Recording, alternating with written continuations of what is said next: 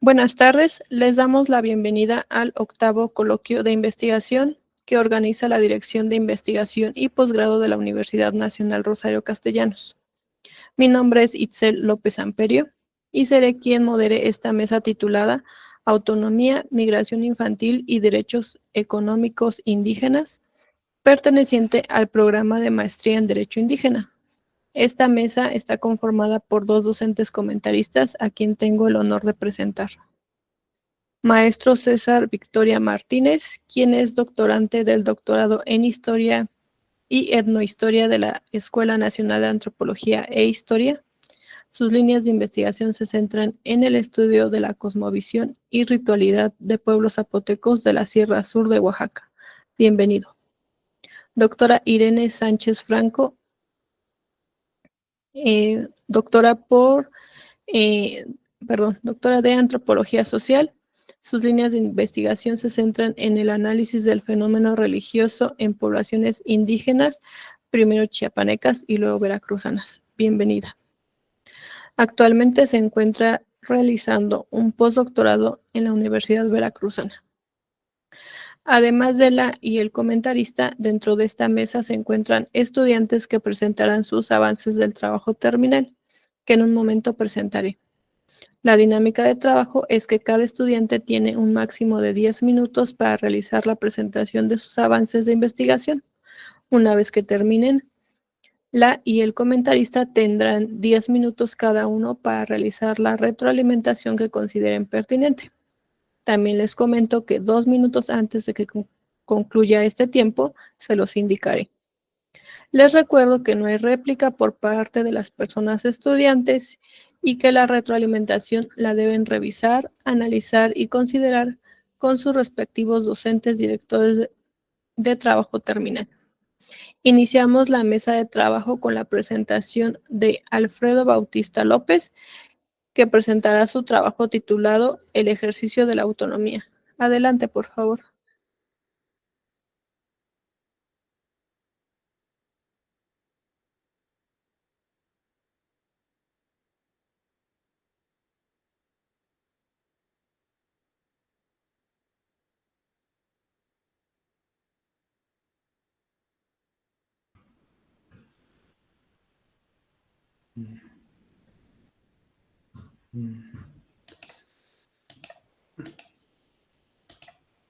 No me está dejando.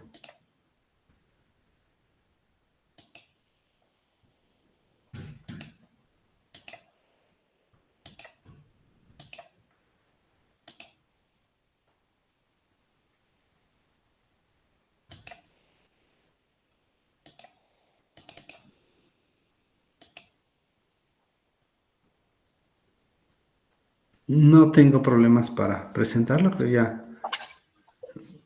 Ya podemos ver el archivo.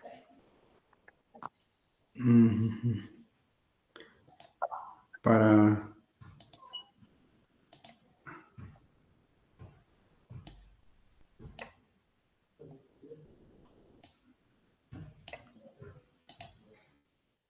¿Ya se ve ahorita? ¿Sí? El archivo ya se ve. En presentación todavía no. Pero si ¿Sí se gustas puedes alcanza a ver? dejarlo. Sí, si gustas puedes dejarlo así en presentación, en archivo sin presentación. Nada más que se ve, yo lo visualizo pequeño. No sé los demás participantes si me pueden apoyar en comentar. Yo también lo Sí, veo yo algo chico. también Sí se lo ve. veo pequeño. ¿Ya? Así está mejor. Ah, bueno. Gracias. Ya puedo iniciar. Pues muy buenas tardes a todos los presentes. Mi nombre es Alfredo Bautista López.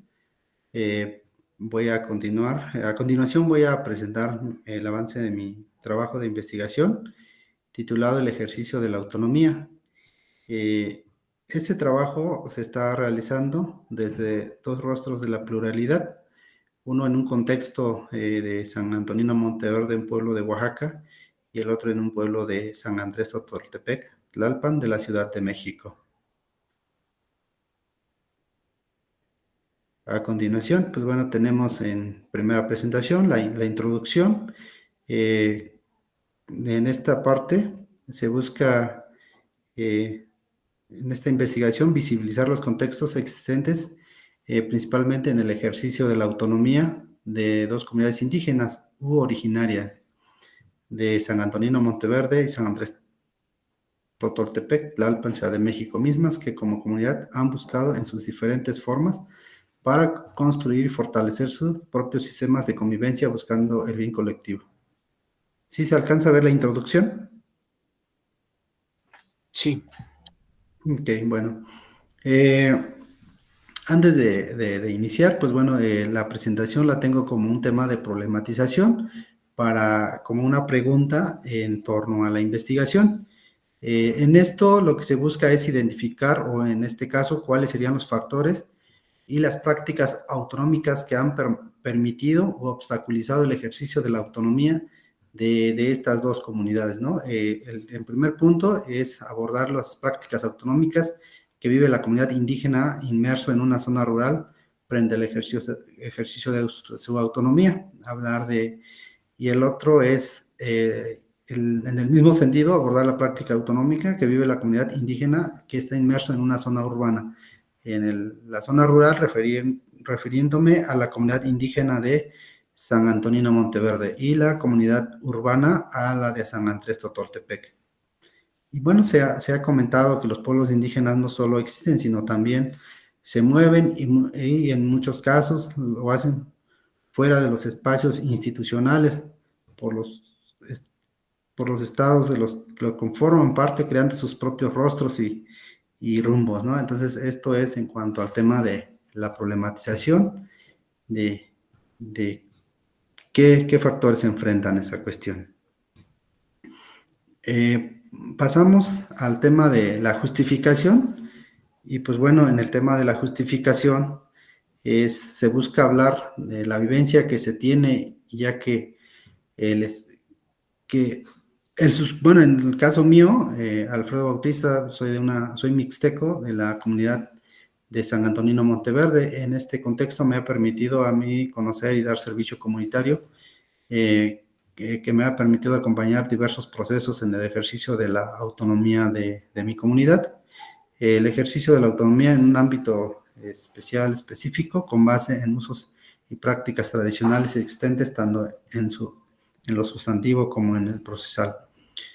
También se busca visibilizar, como en otros contextos, se hace el ejercicio de la autonomía, como sucede en el caso de la comunidad originaria de San Andrés Totoltepec, una comunidad inmersa en esta zona urbana, en quienes también han vivido cambios que les ha permitido recuperar instituciones que a la fecha se ha logrado su reconocimiento, y los cambios que han resistido mismos que les ha permitido fortalecer, tal como lo que se sabe que pasó en el 2018, que lograron la conformación y el reconocimiento de su Consejo de Gobierno Comunitario. Pasamos con el objetivo de mi trabajo, es conocer y analizar las prácticas autonómicas que realizan las comunidades indígenas en diferentes contextos, para revisar cuáles son los obstáculos y los avances que presentan y en qué condiciones permiten, y estos factores que influyen en las comunidades indígenas, tanto de San Antonino Monteverde como de San Andrés Totoltepec, en el ejercicio de su autonomía y autogobierno que los habitantes de las comunidades han conservado y construido, también que han defendido ellas mismas. También dentro de este ejercicio de la autonomía también está la defensa de su territorio, y así como los aspectos culturales que en algunos casos, como el caso de Monteverde, aún se conserva. Pasamos al objetivo de mi trabajo de investigación. El objetivo específico es conocer cuáles son las estructuras normativas e instituciones de San Antonino Monteverde y San Andrés Totoltepec. El otro objetivo es conocer cuáles son los conflictos que se han presentado y cómo los han resuelto en las últimas décadas en San Antonino Monteverde y San Andrés Totoltepec. Buscamos también conocer los obstáculos que se han enfrentado ante el ejercicio de su autonomía, esto ante el derecho del Estado. Y en el tema que he abordado en el capítulo del estado de arte, pues se sabe principalmente en lo que respecta a la comunidad de San Andrés Totoltepec, que han habido diversos escritores dentro de los que han documentado la información de esta comunidad, como Marta Olivares Díaz, Fernando Vargas Olveras, y que han revisado la historia y los cambios que han enfrentado la comunidad originaria, mismos que, así como han hecho peritajes antropológicos, han analizado los cambios que han vivido, ¿no? En el caso, comentábamos la conformación de su consejo de gobierno, que pues se derivó de un conflicto ante el tribunal, y que a través de un peritaje demostraron que conservan sus prácticas, y ante ellos se reconoció el consejo de gobierno mismo, que, como comento, pues ha habido documentación, ha habido información recabada y publicaciones.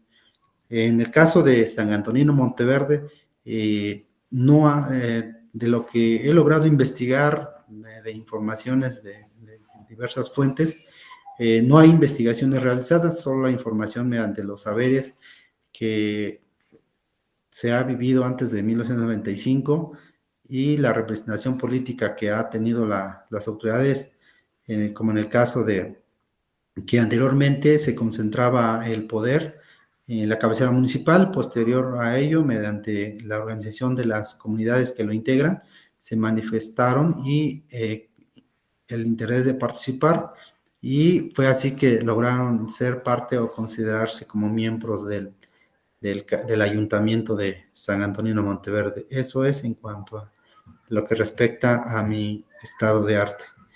Ya pasando con respecto al marco teórico, pues bueno, en este aspecto se busca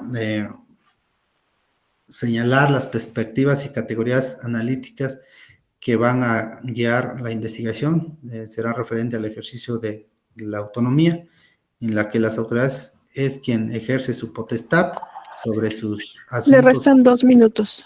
internos, locales, como una dimensión del derecho a la libre determinación. Esto, pues bueno, se ha documentado en el caso de San Andrés y San Antonino Monteverde, a través del reconocimiento de sus autoridades comunitarias. Mi reporte de investigación, pues bueno, lo que se ha avanzado es en el caso de San Andrés Totoltepec, pues bueno, es el reconocimiento institucional del Consejo de Gobierno Comunitario por parte de la Alcaldía, que pues de Tlalpan, de la Ciudad de México, como ya se mencionó en páginas anteriores, y bueno, misma que se dio el 1 de noviembre del 2019, donde la Alcaldía reconoció formalmente al autogobierno de San Andrés Totoltepec, cuyo Consejo de Gobierno se conformó desde el 2018, ¿no? Y bueno, también lo que se puede señalar, que estos resultados importantes, dice, esto resulta importante para demostrar que las comunidades indígenas conservan sus propias instituciones, en la que permite la participación de las familias quienes lo integran, hombres, mujeres y los hijos, por lo que la comunidad hay una participación de todos los integrantes de la familia.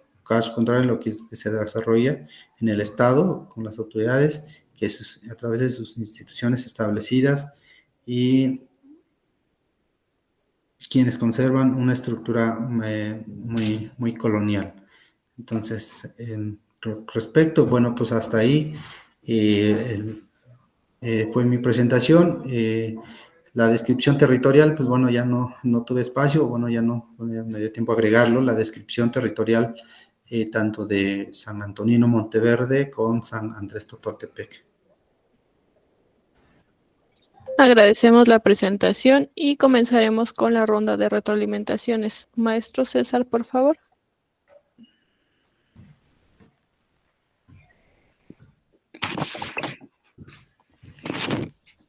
Sí, claro, gracias. Buenas tardes a todos los estudiantes que están participando en este coloquio. También buenas tardes a la doctora Irene Sánchez, y en este caso también a a Alfredo Bautista López, que le agradezco por la breve presentación que ha hecho de su proyecto de investigación, y bueno, paso a hacer algunos comentarios sobre el resumen que nos compartió. Entonces, bueno, hay algunos aspectos que me gustaría comentar. En ese sentido, solamente nos podemos quedar en esta dinámica de hacer comentarios, y en lo personal me hubiera gustado conocer o escuchar pues sus argumentos respecto a los algunos aspectos que voy a señalar en esta intervención.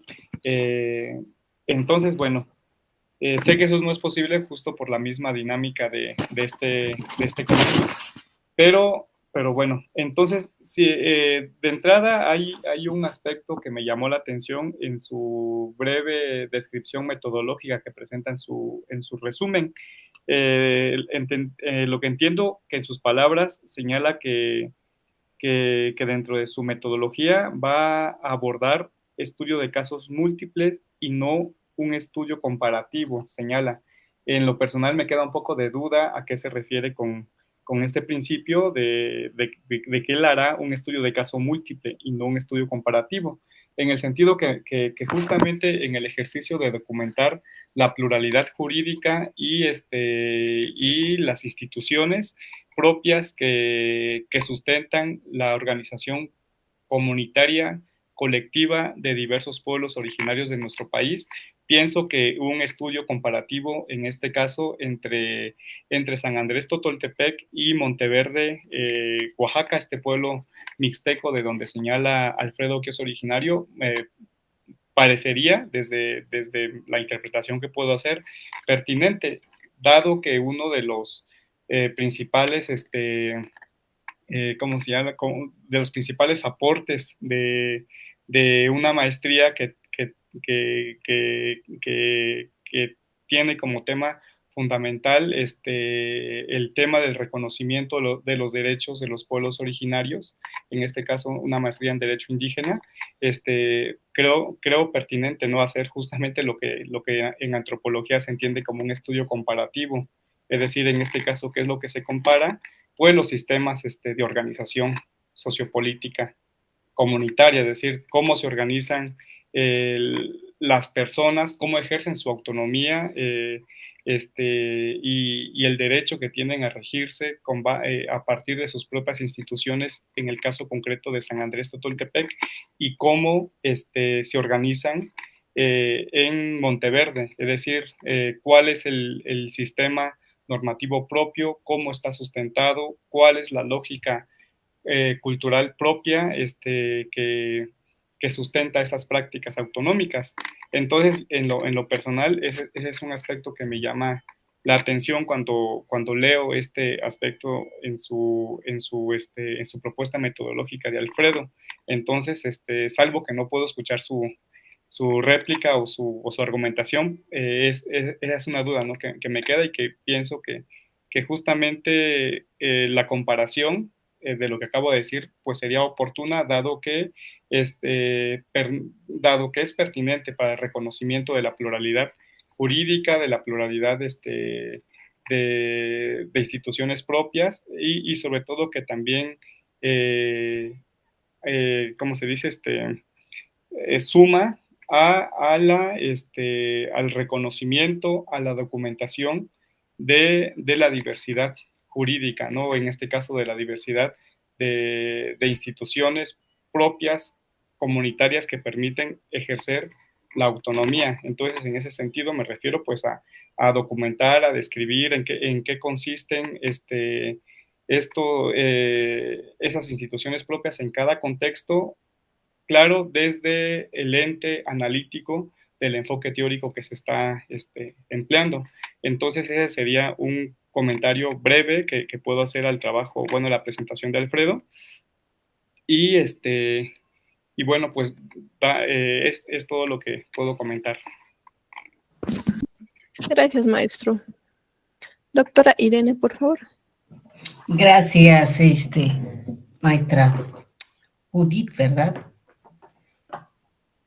Pues bueno, Alfredo, yo realmente me honro en estar aquí porque casi todos los conozco, bueno, los sé de ellos más bien, y porque ellos estuvieron en la primera, yo les di el proyecto de investigación. Me da mucho gusto que estén llegando a estos términos, sin embargo, me parece que siguen teniendo como algunas cosas. Primero, voy a decir que el trabajo, tiene el resumen por lo menos tiene algunos problemas de redacción, de puntuación. Por ejemplo, voy a señalar en el título, ahí tiene 2 veces 2 puntos, eso jamás se puede permitir en un título.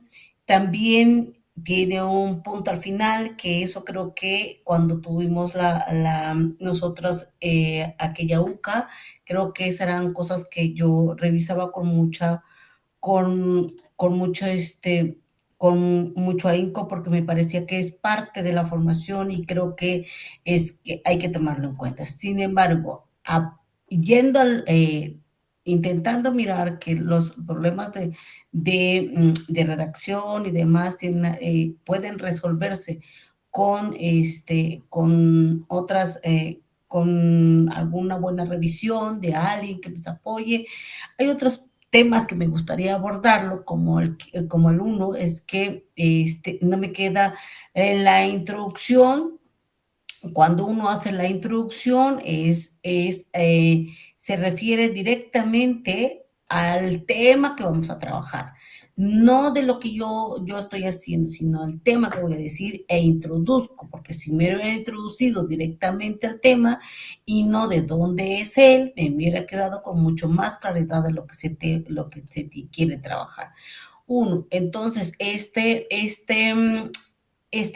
problema pues no me lleva más que a decir que hay otros. El problema del objetivo general me parece que no coincide con el título, y entonces cuando no coincide con el título, el problema es que todos los demás se ven reflejados estos problemas. En el objetivo general siempre se construye solamente de 4 a 5 líneas, no se debe construir de más porque lo demás ya no queda como claro, y los objetivos específicos deben de responder al objetivo general. De tal manera que estos 3 objetivos específicos no responden al objetivo general, porque el título no queda claro, entonces los objetivos tampoco quedan claros. En la metodología debe explicarse con toda claridad cuál es la perspectiva teórica con la que se va a trabajar, cómo se va a trabajar, y después de esa perspectiva teórica que podemos abordar para hacer el trabajo, porque además ahorita han pasado del tema del proyecto de investigación para hacer ya el trabajo de tesis, de tal manera que me parece que podría ser que la metodología tendría que ser con mucha claridad. Me parece también que hay una confusión entre las técnicas y la metodología, lo cual me parece que se puede resolver siempre y cuando se trabaje muy cercanamente a los directores y directoras de tesis. Yo creo que en ese sentido me parece que hay como una gran confusión. La problematización, me parece que en la problematización hay una pregunta, y en la problematización no planteamos una pregunta, sino problematizamos justamente el tema que vamos a trabajar. Me parece que en realidad este trabajo responde a un proyecto, pero si es un proyecto, tiene otro tratamiento, de tal manera que quizá un resumen más sintético o haber enviado el proyecto más amplio hubiera tenido como mucho más claridad, y eso hubiera ayudado mucho para ir como resolviendo algunos de los problemas. En el proyecto de investigación jamás se le pone palabras clave, porque me parece que eso solamente se pone para los artículos que ya van a ser enviados a revistas científicas. El proyecto tiene otro tratamiento y me parece que todo esto en su conjunto, por lo menos el resumen que a mí me han enviado, me parece que tiene no solamente serios problemas de sintaxis y de gramática, sino también serios problemas en la concepción de qué es cada uno, de qué corresponde resolver o presentar en cada uno de los apartados. Pero sin embargo, sigo pensando que es algo que se puede resolver con mucho más facilidad.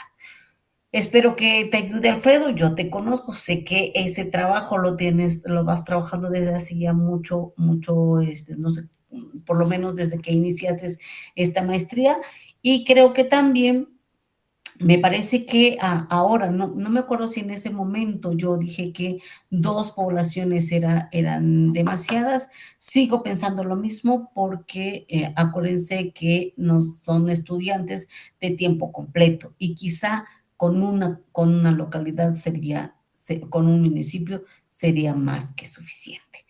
Y eso ayudaría mucho a clarificar cómo es el derecho a la autonomía y cómo se ejerce la autonomía en un pueblo indígena. Muchas gracias, es lo que me parece que debo comentar. Gracias, doctora. A continuación, Jaime Olivares Anaya, que presentará su trabajo titulado El acceso a la educación primaria de los niños migrantes mijes monolingües en la Ciudad de México. Adelante, por favor.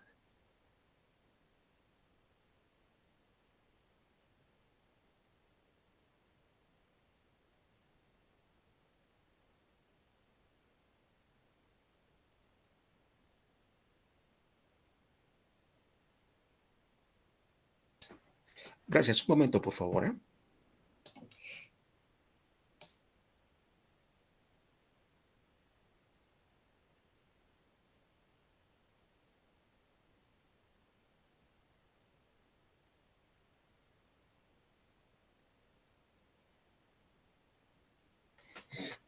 Gracias.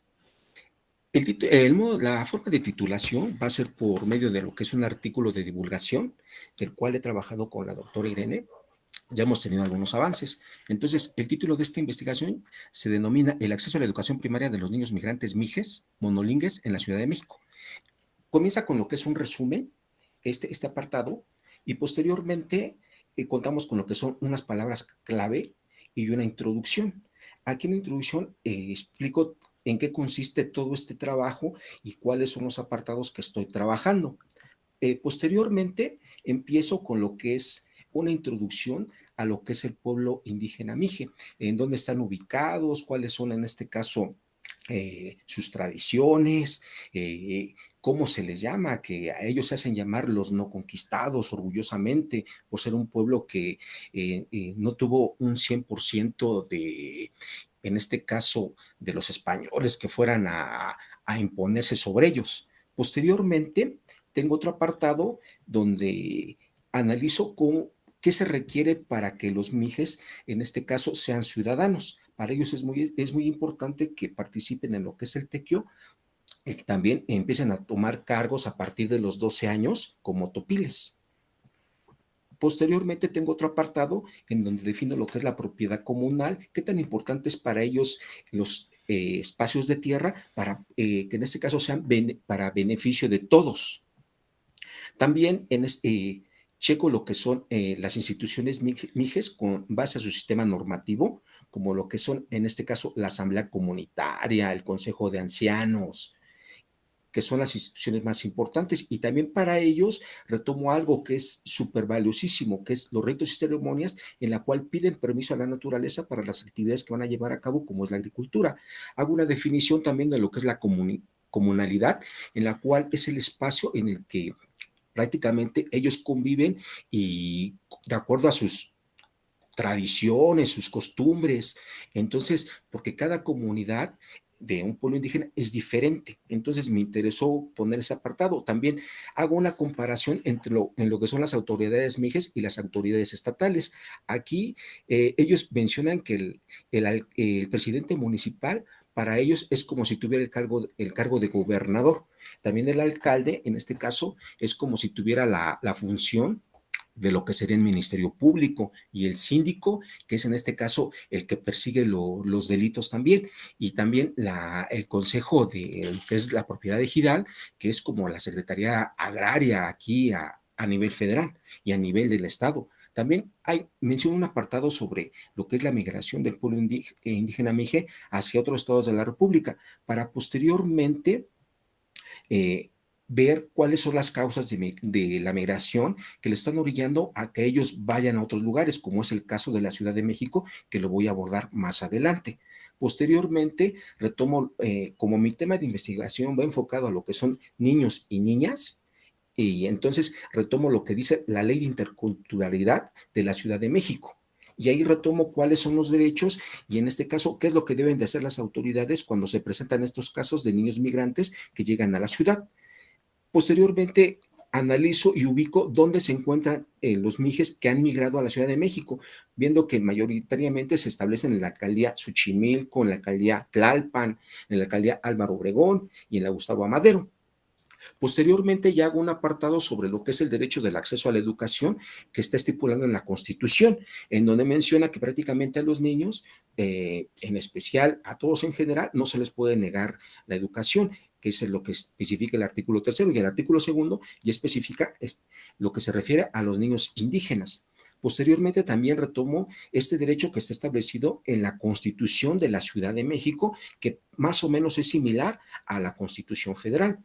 Hago un apartado en el cual menciono que es de interculturalidad, que es este espacio donde prácticamente conviven varias personas que son de diferente nacionalidad o diferentes pueblos indígenas que conviven todos en este espacio, para posteriormente ingresar a lo que es la educación intercultural, como la Secretaría de Educación Pública, que es la autoridad federal, estipula que la educación intercultural debe de contar con libros y, en este caso, maestros especializados en lenguas indígenas. Posteriormente, analizo algo de lo que es ya el acceso a la educación primaria de los niños indígenas. Retomo nuevamente el artículo 3 constitucional, el artículo 2 de la Constitución, igual federal, la Ley de Educación de la Ciudad de México, y posteriormente también lo que establece la Ley General de Educación, que sería la legislación, en este caso, enfocada a la educación, y ahí especifica sobre la educación intercultural y también lo que se refiere al acceso a los niños, que no se les puede negar este derecho humano para ingresar a la educación. Retomo nuevamente lo que es la Ley General de los Derechos de las Niñas y los Niños, que en este caso también nos menciona que ellos deben de tener sus derechos y se les deben de respetar, siendo las autoridades las encargadas de protegerlos y de participar y ayudarlos en cualquier problema que se suscite si quieren continuar sus estudios. Posteriormente realicé lo que es un proyecto de participación comunitaria en donde salí a la calle para tratar de ubicar a los niños mijes que andan luego en la calle y tratar de ubicar si van o no a la escuela. También me entrevisté con lo que son las autoridades educativas de la Ciudad de México para conocer su opinión y que me indicaran cuál es el procedimiento que deben de seguir cuando se presentan estos casos. De igual forma lo hice con algunos supervisores de la zona escolar, algunos directores de escuela y algunos maestros. Prácticamente ellos todos coinciden en que su objetivo de ellos es que cuando se presenten esos casos que no los han tenido, pues ellos buscarían una forma de comunicarse con estos niños para poderles brindar, en este caso, el acceso a la educación. Y posteriormente también hice un diario de campo donde cuando salí a hacer la investigación, fui narrando los días que estuve, con quién me entrevisté y todo lo que me narraban lo fui capturando. Posteriormente, aquí retomé algo del marco teórico y la metodología que estuve usando en la investigación, nada más para hacerlas a conocer, porque esto ya lo había presentado en lo que fue mi primera intervención hace un año. Entonces, aquí tengo, igual hice los objetivos, los resultados, que fueron los que les estuve presentando el año pasado. También, como algo adicional, hice una información estadística de la población indígena, cuántos son, dónde están ubicados en el estado de Oaxaca y también cómo se han distribuido en otros estados a los que han migrado. Y aquí en un cuadro que también retomé, especifico el número de habitantes que hay en todas las comunidades de lo que conforman la región Mije. Posteriormente también hice un apartado de conclusiones y un apartado de todas las referencias que usé para poder llevar a cabo esta pequeña... Primero, el trabajo era realizar una tesis, pero tuve que cambiar de modalidad para un artículo de divulgación, porque así me lo requieren para poder continuar aquí en la universidad y poder ingresar a lo que sería el doctorado. Eso es todos los avances que tengo hasta el momento, con algunas observaciones que me ha hecho la doctora Irene, pero aquí es todo lo que he presentado hasta este momento. Gracias. Agradecemos la presentación y comenzaremos con la ronda de retroalimentaciones. Maestro César, por favor. Hola, Jaime Olivares. Bueno, voy a hacer algunos comentarios concretamente sobre el texto que nos compartiste, sobre el resumen de tu trabajo. Y bueno, un primer aspecto que considero que es pertinente que tengas presente es la adecuada redacción del mismo. Hay diversos problemas de redacción en el texto que compartes, entonces ese es un punto importante a que revises, es decir, que haya claridad en los argumentos que estás tratando de sustentar y de desarrollar en este texto, ¿no? Pero lo puedes también contemplar para la redacción de este artículo de investigación que estás señalando. Ahora también me surgen algunas dudas, concretamente cuando tú hablas de niños monolingües, mijes monolingües que migran a la Ciudad de México, me surge la duda, es decir, si son totalmente monolingües, es decir, si no hablan español, solamente hablan puro mije.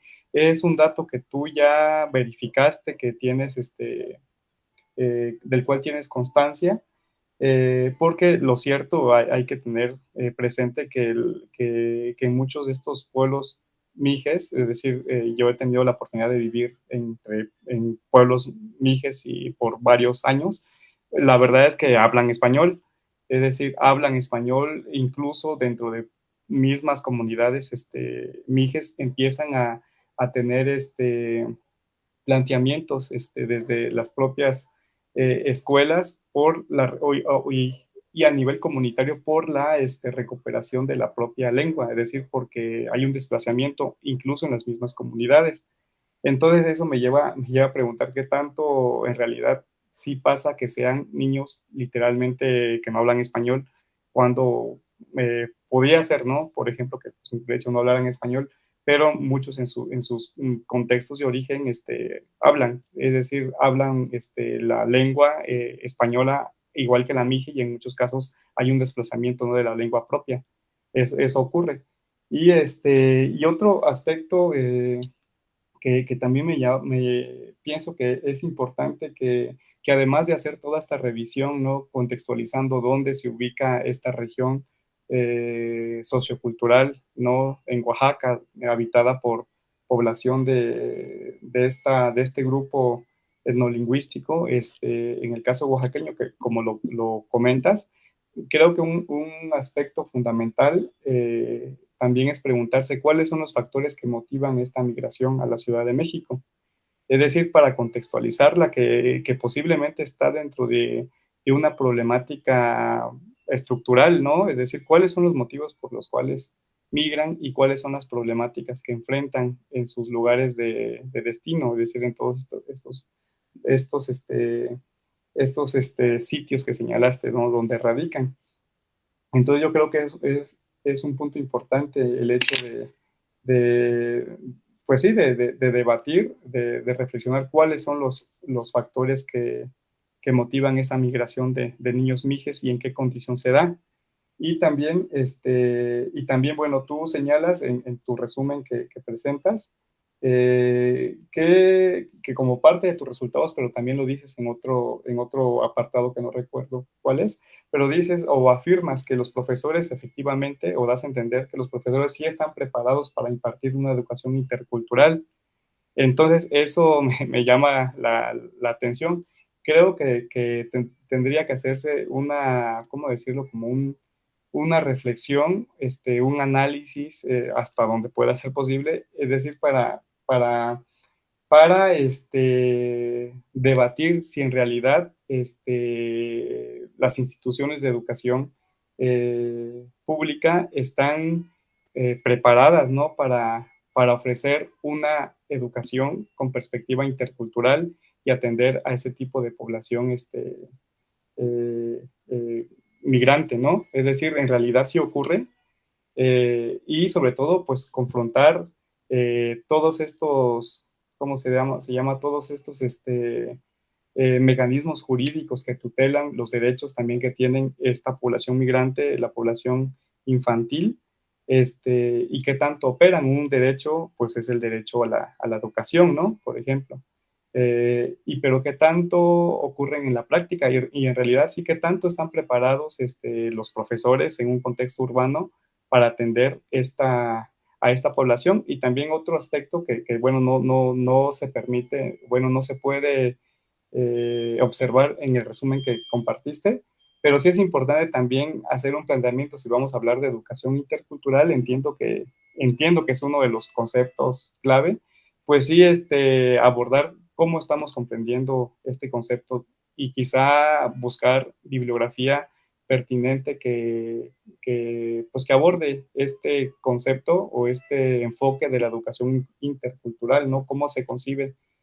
Y a partir de ahí, pues también hacer un cruce con los datos que obtienes a partir de tu sistematización metodológica. Pero sí es importante, es decir, a lo que quiero señalar es que esta afirmación me parece muy simplista en ese resumen que nos entregas.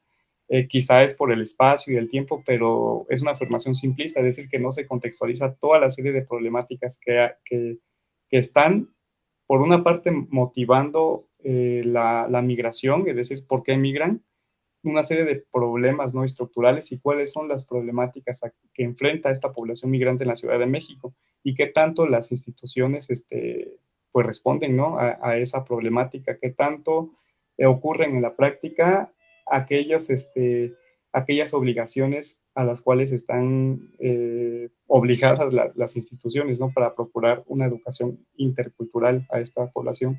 Y bueno, son ideas que me surgen a mí de tu proyecto y bueno, dentro de todo eso, pues también delimitar, ¿no?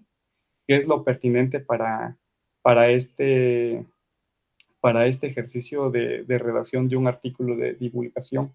Entonces, es lo que yo puedo comentar, Jaime Olivares, en tu caso. Y bueno, solamente para cerrar, un comentario que ya no dije en el caso de Alfredo, pero ahí creo que, Alfredo, disculpa que haga esto, que ocupe este espacio, pero sí sería un tema importante porque yo entiendo que cuando él plantea un estudio comparativo, le digo yo, entre San Andrés Totoltepec y Monteverde en su pueblo, era porque era una política de la misma universidad, es decir, porque se tenía que vincular con una problemática que tuviera que abordarse y que afectara a la Ciudad de México.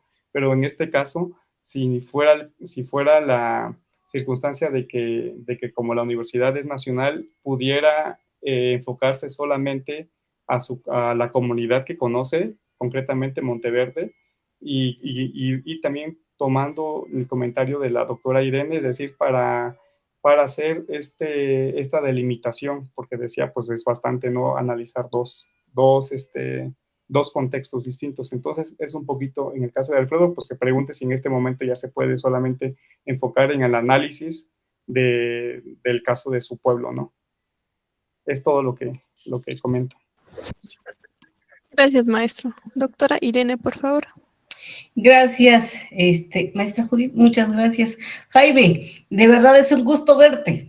La verdad es que yo sí quiero felicitarte con este trabajo, porque sé lo que te ha costado. O sea, la primera reunión yo lo puse como lazo de cochino, porque en realidad no tenía ni pies ni cabezas. Ahora que lo veo, que está mucho mejor, está mejor articulado, tiene una estructura realmente, y sí tiene el resumen, el abstract, tiene falta el abstract, pero hay que ponerlo, hay que poner, están bien las palabras claves, digamos que estructuralmente mejoró muchísimo con relación a la primera exposición, y yo creo que también en el ámbito de la discusión ha mejorado muchísimo. Sin embargo, como tú sabes, Jaime, como lo hemos trabajado de manera conjunta, y por eso es que yo dije, bueno, por ahora lo vamos a dejar así, pero sí, para la siguiente tenemos que trabajar con mucho más fortaleza, porque Jaime está en este programa, creo que no sé cómo es esa multiplicación de 2 por 3 o 3 por 2, no sé cómo se hace esa multiplicación, pero me parece que por eso es que se va a titular con este artículo. Me parece que todavía le falta a ir articulando mejor la discusión del la cuestión teórica con la cuestión de los datos que se van obteniendo del trabajo de campo, y la cuestión metodológica, todo eso va a la cuestión metodológica se pone en la introducción, el planteamiento del problema en un artículo de divulgación o científico ya no se pone, porque ya son los resultados de nuestra investigación. Sin embargo, sí creo que has avanzado muchísimo, que hay como un poco más de claridad. Todavía hay que recordar, yo sí creo, y es como para todos, sé que muchos de aquí son abogados y que citar los artículos es como muy importante, pero sí quiero comentar algo que es muy, muy, muy importante. Los artículos no son un documento académico, son un documento o sea, la ley no es un documento académico, sino es un documento de consulta y de ejecución. Y en ese sentido, cuando se cita este texto, se tiene que citar como tal, no como una cuestión académica. Es decir, eso ayuda a reforzar lo que yo estoy diciendo, mas no puede entrar en un marco teórico ni en un estado del arte. Entonces, ¿por qué? Porque no corresponde a esa, no hay una discusión. ¿Qué le discuto yo al artículo segundo, al artículo tercero o al artículo cuarto? No hay una discusión, sino existe una aplicación. Entonces, por eso me parece que la Constitución es un elemento que nos permite aclarar o reafirmar ciertos elementos. Por ejemplo, queremos decir que la educación es un derecho tal y como lo señala el artículo tal. O sea, se cita directamente, pero nunca se cita en un marco teórico ni en un estado del arte, porque no es un documento académico, sino es un documento que sirve de consulta y de ejecución. Es decir, todos los jueces están obligados a ejecutarlo tal y como se señala, pero en el ámbito de la academia no lo podemos citar de esa manera. Y bien, Jaime, yo creo que vamos a trabajar, yo lo sé, por lo que tenemos en proyecto, tú y yo, ya nos reuniremos y lo volveremos a retrabajar. Es más, yo te dije, ese artículo lo vamos a retrabajar mucho más y quedará como un verdadero artículo que sea digno de ustedes y de ti, que se pueda incluso mandar una revista y que pueda ser publicable. Entonces, yo creo que eso lo podemos hacer, pero sí se necesita mucho trabajo y necesitamos, entre tú y yo, nos vamos a reunir. Y quiero comentar, no soy la directora de tesis de Jaime, pero por alguna razón X, desde que nos conocimos, sí soy parte de su comité, pero no soy su directora. Y por alguna razón, Jaime, por eso al inicio me dice que ha trabajado conmigo, pero por alguna razón X que hemos trabajado juntos, pero no soy la directora. Soy de su comité, pero no soy la directora, pero ya vendrán otros trabajos que vamos a hacer de manera conjunta más adelante, y ahí sí lo trabajaremos de otra manera. Muchas gracias, Jaime, y de verdad sí te felicito, porque mejoró muchísimo y cambió de manera drástica todo. Sí, siguen teniendo problemas de redacción, de sintaxis, de gramática, pero creo que eso se puede resolver de una manera un poquito más. Y luego toda la cuestión metodológica lo vamos a resolver de otra manera. Muchas gracias, Jaime. Felicidades. Gracias, doctora. A continuación, Marta Erika Valladares Ortega, que presentará su trabajo titulado la migración de infantes en la Ciudad de México. Adelante, por favor. Sí, un segundito, es que pensé que seguía la otra compañera que está en la lista. Medio segundo, por favor. Claro.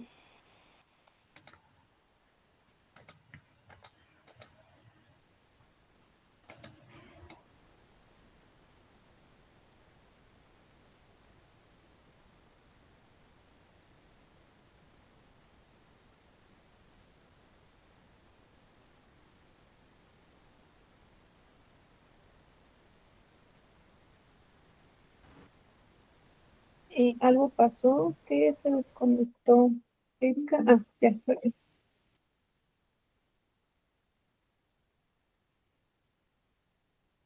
¿Tu micro está apagado, Erika?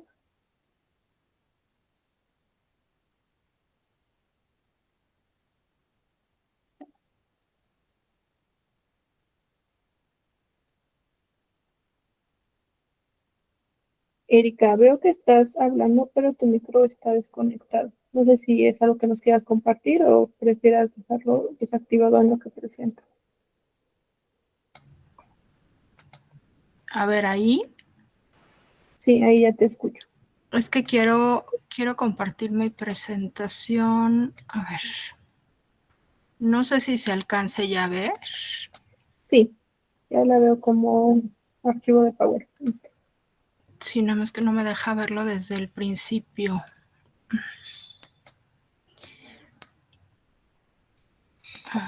Ahí está ya. No me deja verlo desde el inicio. A ver, ahí ya se ve desde el principio, perdón. Sí. Ok, perfecto. Bueno, pues buenas tardes a todos. Nada más quiero como preámbulo comentar que yo no he avanzado como quisiera porque tenía otro título de investigación, que era la violencia intrafamiliar en la mujer. Y bueno, pues el tiempo se me vino encima, mandé una presentación que ustedes tienen, que seguramente leyeron, que estaba pésimamente mal hecha. Y en estos últimos días estructuré todo. Voy a tratar de ser muy sintética, ocupando mis 10 minutos. Bueno, mi nombre es Marta Erika Valladares Ortega. Mi tema es migración de infantes, niños, niñas localizadas en casa del migrante en la Ciudad de México. Un poquito la problematización de lo que es la migración infantil, pues es uno de los fenómenos sociales más complejos, preocupantes en la actualidad a nivel mundial, porque además cada día va más a la alza este desplazamiento forzado. Y bueno, pues tiene diversas causas, ¿no? La violencia, la pobreza, la crisis económica mundial, los desastres naturales, la desintegración familiar y también la falta de oportunidades laborales de los padres en su lugar de residencia. En México en específico siempre ha sido pues un punto de tránsito y destino para miles de migrantes en general y obviamente también para los niños migrantes, muchos de los cuales son provenientes de Centroamérica, de Guatemala, El Salvador y Honduras. Sin embargo, de acuerdo a lo que he estado investigando, últimamente hay una sobrepoblación de migrantes de Venezuela, justamente por la situación que está viviendo ese país, relacionado a la pobreza extrema y a la violencia que existe en ese país. En cuanto a los niños migrantes, ha habido una alza del 514% actualmente, bueno, en el 2024. Mi trabajo de investigación se basa en hipótesis, todavía no hago trabajo de campo, y bueno, todas las premisas que yo estoy visualizando en mi trabajo de investigación, pues parten bajo de una hipótesis, ¿no? El creciente fenómeno de migración infantil, que el Estado mexicano no garantiza una protección real y efectiva a esta población, y sobre todo que no se aplican o no se aplican correctamente los protocolos de protección infantil a los que el Estado mexicano está obligado. Deficiencias estructurales y de coordinación institucional, y también pues los niños migrantes sufren una doble vulnerabilidad por su condición de infantes simplemente y también por su estado migratorio. Y bueno, bajo esta hipótesis también considero que esto lo voy a visualizar cuando haga mi trabajo de campo, que no hay unos censos, o al menos no existen unos censos confiables para esta población infantil migrante, y en especial con niños indígenas y afrodescendientes. Respecto al planteamiento del problema, las palabras claves que tengo es migración, infante, protocolos, censos, discriminación y la vulnerabilidad a sus derechos humanos. Aquí es indispensable conocer si las instituciones del gobierno, como es el DIF, y las autoridades de migración y la casa de acogida, en este caso la casa del migrante, si verdaderamente en los hechos implementan en la práctica los protocolos de protección a la niñez migrante, de acuerdo a todo el marco legal, tanto nacional como internacional. Y también conocer las variantes cuando el niño migrante pertenece a una comunidad indígena, es decir, si estos protocolos se aplican de igual manera o si hay una diferenciación. La pregunta de investigación es, ¿se aplican los protocolos para infantes migrantes en la unidad migratoria, en el DIF y en la casa del migrante? Y saber si censan a los niños migrantes indígenas y afrodescendientes. En caso de que sí, ¿de qué manera los censan? O sea, ¿cuál es la diferenciación? La justificación, el Sistema para el Desarrollo Integral de la Familia, el DIF, tiene un papel fundamental en el cuidado de los niños vulnerables y migrantes, porque así lo establece la ley. Sin embargo, la situación actual del DIF en México pues está prácticamente abandonada. Es una institución que el gobierno mexicano pues ya ni siquiera en la retórica lo menciona. Entonces, dudo mucho, por eso voy a hacer trabajo de campo, dudo mucho que el DIF esté llevando a cabo de manera correcta o de manera apropiada este tipo de protocolos para el cuidado y el bienestar de estos niños. El objetivo general de estudio son los niños, niñas migrantes en la casa del migrante en la Ciudad de México, con énfasis en la situación de vulnerabilidad que enfrentan. Y también voy a analizar las condiciones de vida ya dentro de la casa del migrante, si me lo permiten las autoridades internas. Observar, preguntar, de acuerdo a las entrevistas que voy a realizar, si se llevan o no se llevan a cabo estos protocolos, tanto desde la institución migratoria, cuando lo acoge la casa de migrante, y también el DIF cuando se lo entrega. El objetivo específico, visibilizar la situación de vulnerabilidad que enfrentan las niñas y niños migrantes en la Ciudad de México, evidenciar las deficiencias o aciertos en la aplicación de protocolos de protección infantil por parte de las instituciones públicas y la casa del migrante. Y por último, conocer cómo censan a los niños migrantes, en especial a los indígenas o afrodescendientes, en caso de que los hubiera dentro de la casa del migrante en la Ciudad de México. Los enfoques que voy a visualizar es la dimensión social, la dimensión jurídica y de derechos humanos y la dimensión institucional.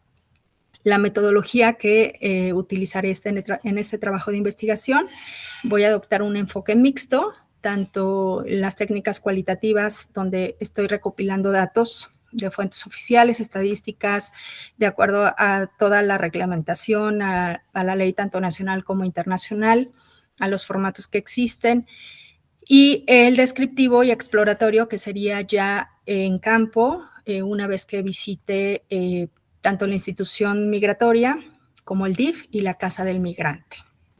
Con ello me daré cuenta si es pertinente avanzar en campo de acuerdo al objetivo de estudio abordado. Y los grupos focales, como ya lo dije, será el personal del albergue, las autoridades migratorias, los servidores públicos del DIF y cuando sea posible a las familias de los niños. Esto no lo sabré hasta que yo esté en la casa del migrante, dependiendo del reglamento interno o de las directrices que me marquen ahí las autoridades, qué tanto puedo entrevistar o no a las familias de estos niños, incluso si a través del personal de trabajo social pudiera yo conocer más de cerca algún caso en específico de algún niño que esté transitando solo, sin familia. Bueno, el marco teórico, estoy revisando la infancia y migración en México, de Camacho, todo lo que tiene que ver con la UNICEF, del autor González, Migración, Niñez en la Ciudad de México. Y bueno, me estoy dando la tarea y me sorprendí que hay una cantidad inmensa de protocolos. Hay alrededor de 9 protocolos que he estado identificando relacionados con la atención a estos niños, niñas migrantes. Hay diferentes clasificaciones y bueno, pues el interior superior del menor es pieza clave para... Restan 2 minutos. Sí, para cualquier protección, ¿verdad? De estos infantes. Entonces, pues el marco teórico que tengo que estudiar o que estoy revisando, pues es bastante amplio también para conocer exactamente a qué está obligado el Estado mexicano y si lo está o no lo está implementando. Con esto termino mi presentación. Y bueno, la infancia es el futuro de cualquier país. Todos tenemos la obligación de contribuir en el cuidado y la protección de estas personas, porque los niños son personas y tienen voz. Gracias, sería todo.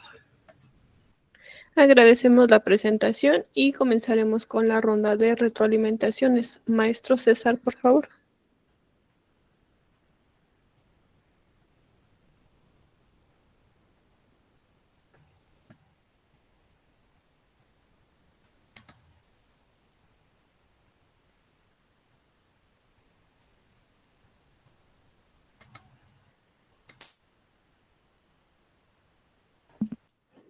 Maestro César. Sí. Okay. Si quiere mientras... ya respondió.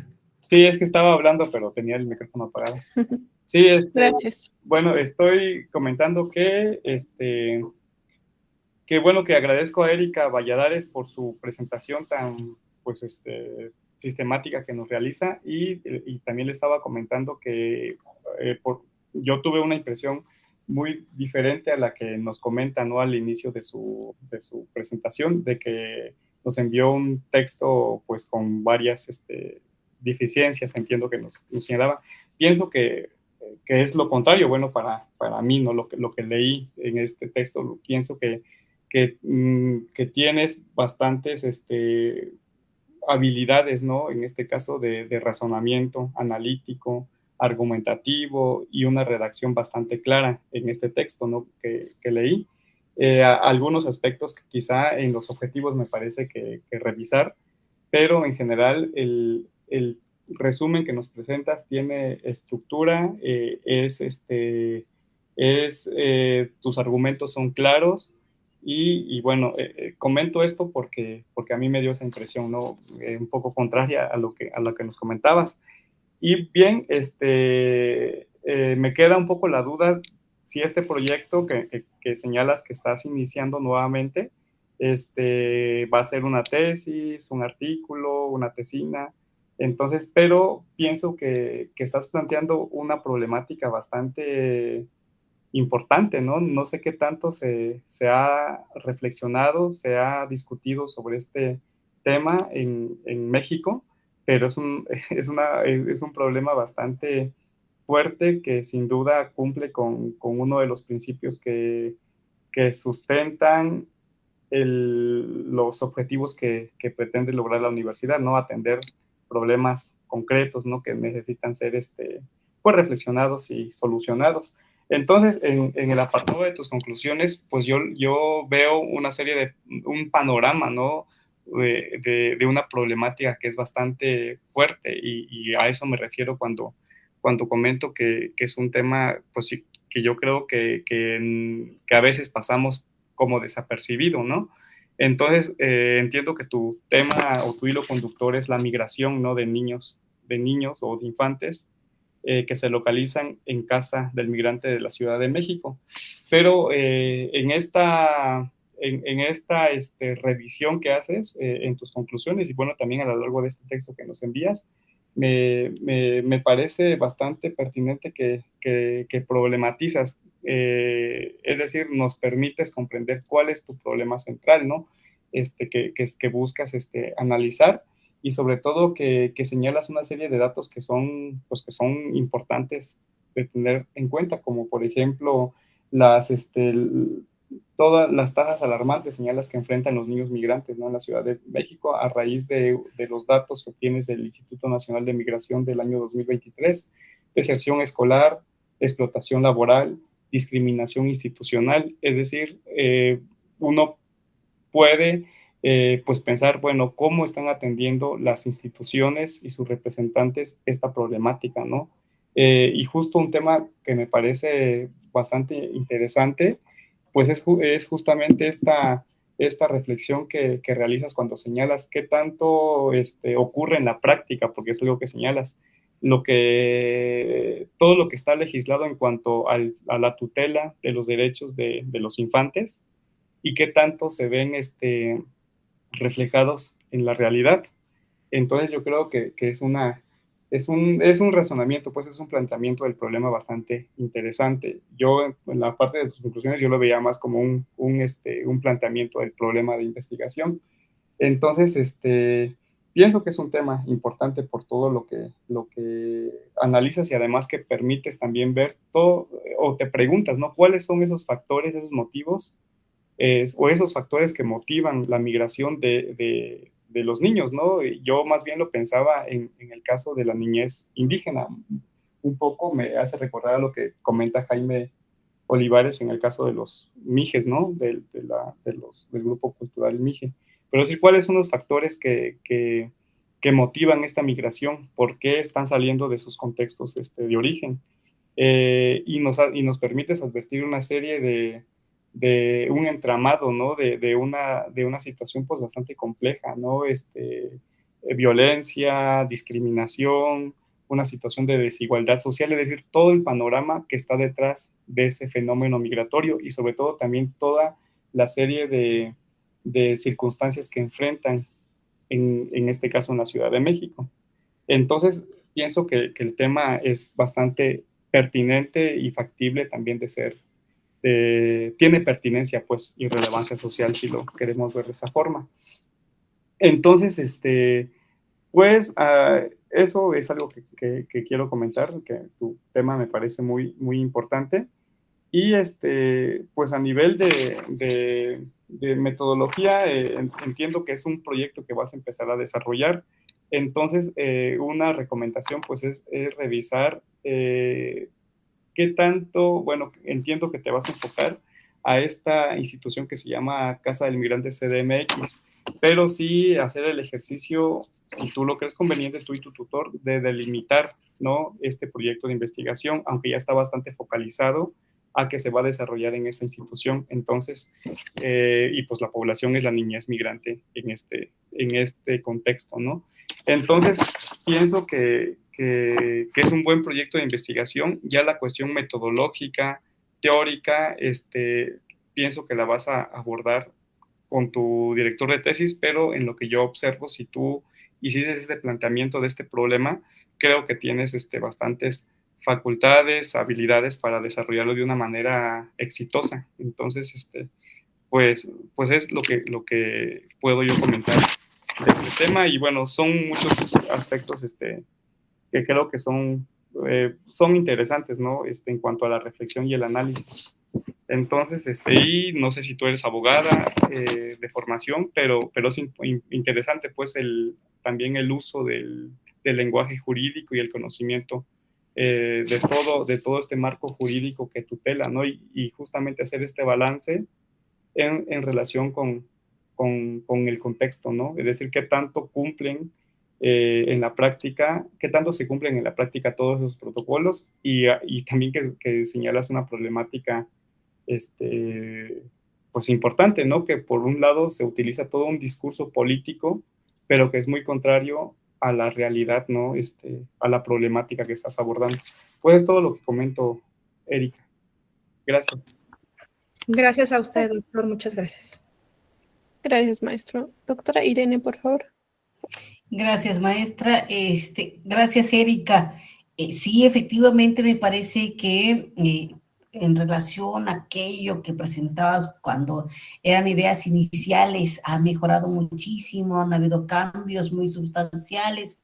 Me parece que ya hay mucha claridad en la cuestión geográfica, en la delimitación, incluso en la delimitación del tema. Me parece que hay grandes avances. No obstante, me parece que es tal vez algo que ha faltado, por lo menos en los tres que han expuesto, es que no nos dijeron si era ese un proyecto de investigación, si era el proyecto de investigación, entonces leerlo desde esa manera, si era ya un artículo, como el caso de Jaime, si era, o sea, cuál era el avance que nos está, el resumen que nos estaban mandando. Yo creo que eso es muy importante para que uno como lector tenga claro de qué es lo que está uno leyendo y en cambio pues me queda como la duda.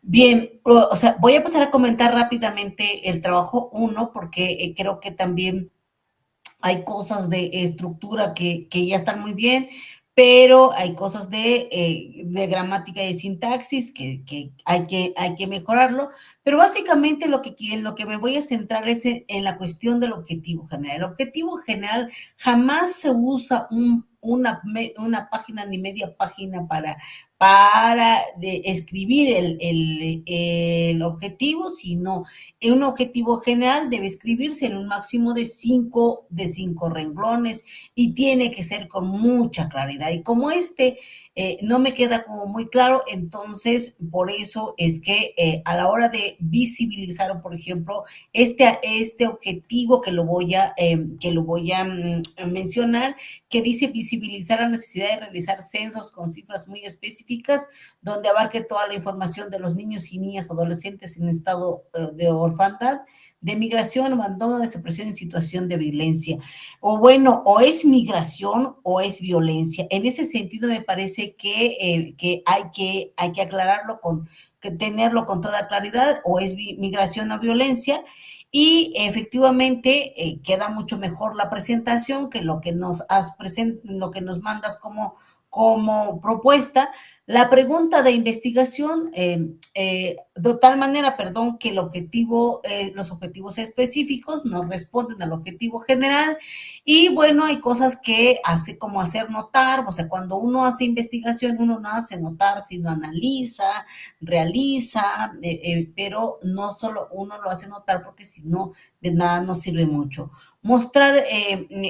Mostrar también es algo que sí son términos o verbos que se pueden usar, pero saber cuándo lo podemos usar. Y bien, en la metodología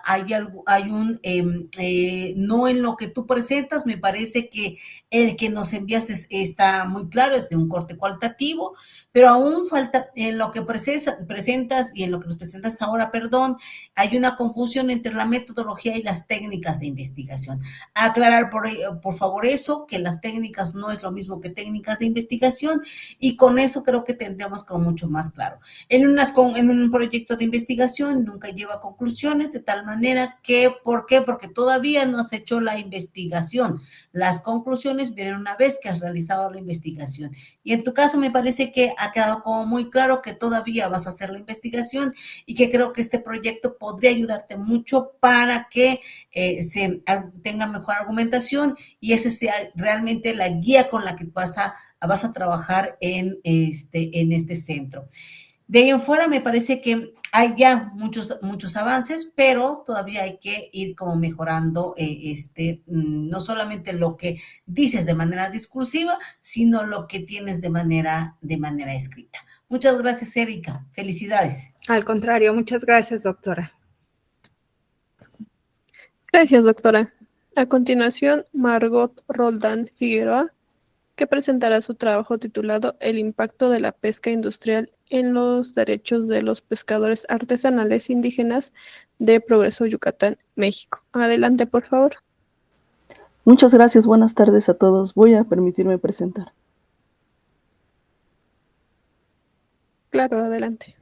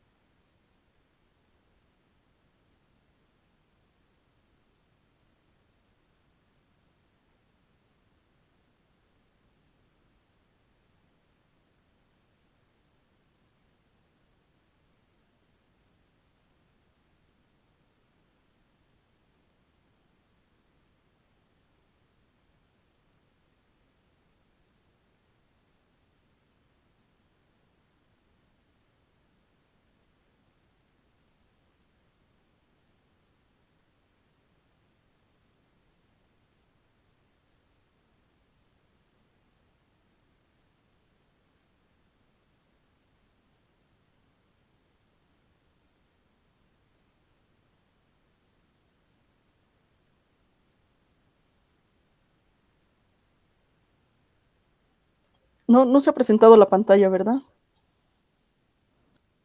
No, te saliste de compartir pantalla, Ah, de la presentación, perdón. Estamos viendo tu pantalla de tu navegador, pero muéstranos tu presentación. a ver, pantalla completa. En ventana también puedes seleccionarlo. Yo creo que hoy, a ver si ya está presentándose. Ahí está. Ah, ok. Ahí está. Sí, gracias. No, muchas gracias a ustedes.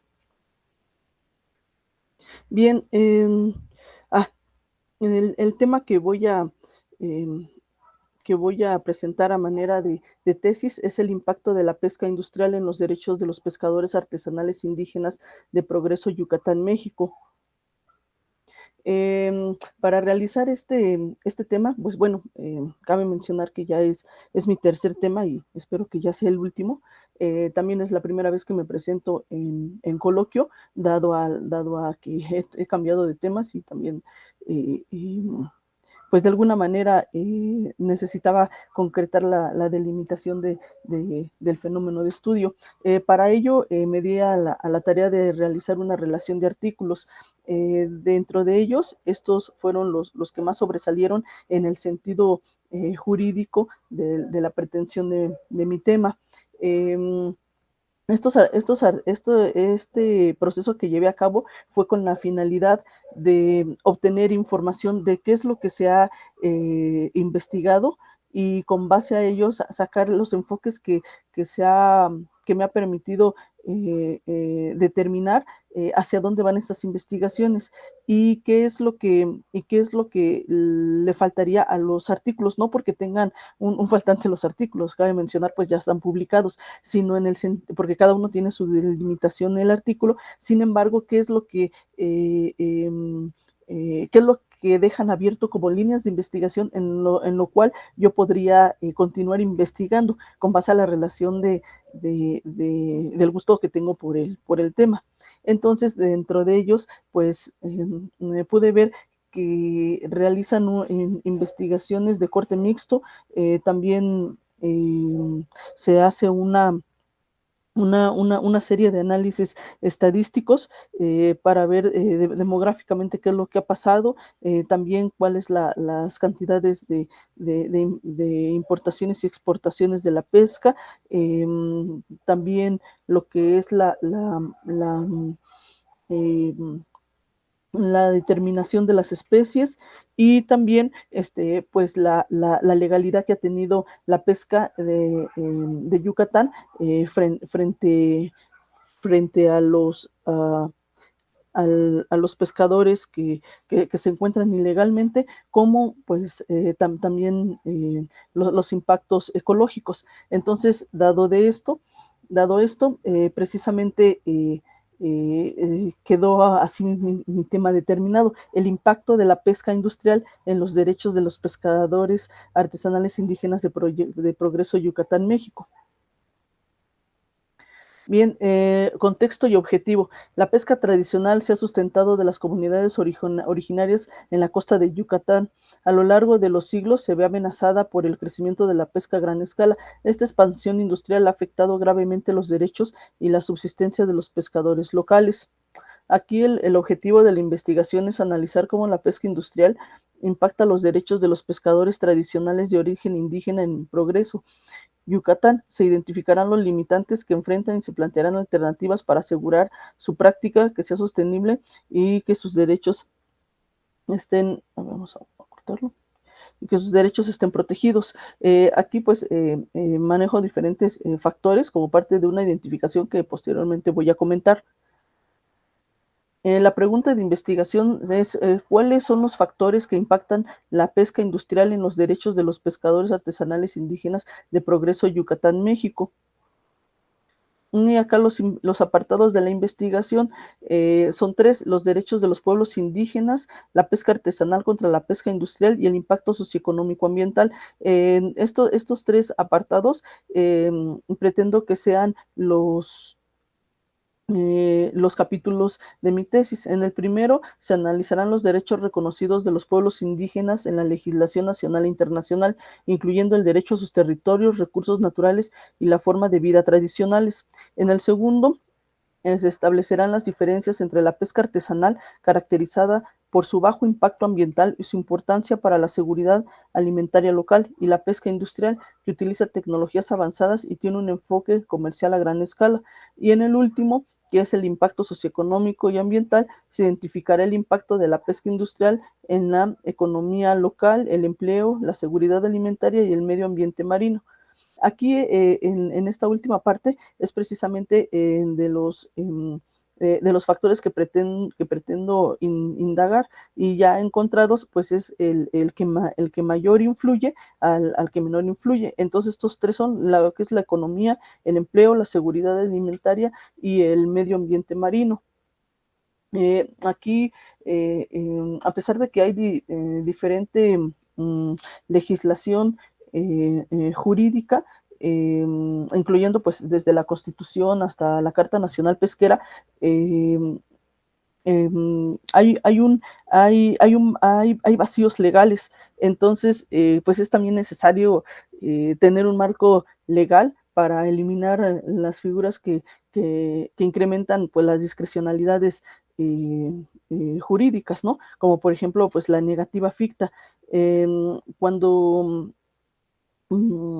decido realizar este tema, me doy cuenta que con base a la pesca se ve meramente de una manera económico, porque pues los pescadores locales pescan, ellos lo que hacen es clasificarlo, y ellos lo venden a la que le llaman la compañía, así le llaman ellos.